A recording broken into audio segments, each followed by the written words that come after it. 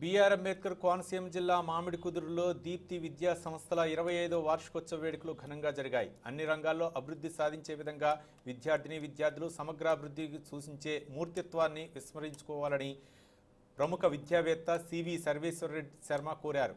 దీప్తి విద్యా సంస్థల silver Jubilee ఉత్సవాల్లో శర్మ ముఖ్య అతిథిగా పాల్గొని ప్రసంగించారు.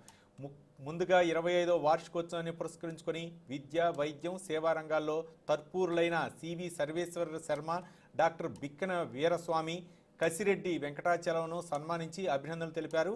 ఈ సందర్భంగా శర్మ మాట్లాడుతూ విద్యాలయాల్లో కేవలం విద్యా సముపార్జనే లక్ష్యం కాకూడదన్నారు. ప్రతి విద్యార్థి శాస్త్రీయ దృక్పథాన్ని కలిగి ఉండాలని పేర్కొన్నారు.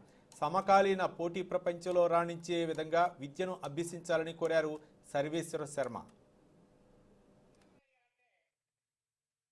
మీ ఎదురుకుండా ఇవాళ ఇద్దరు హీరోలు ఉన్నారు. ఒకటి సత్యనారాయణ గారు, దీప్తి విద్యా సంస్థల చైర్మన్.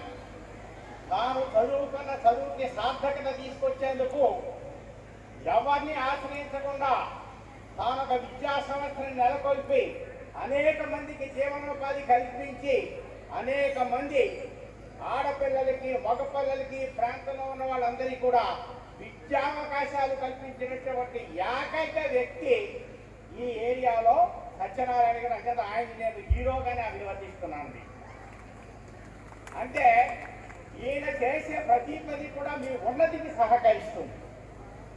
అదేవిధంగా నాకు బాగా ఇష్టడు, నాకు చాలా ప్రియమైనటువంటి విద్యార్థి నరసింహారావు గారు.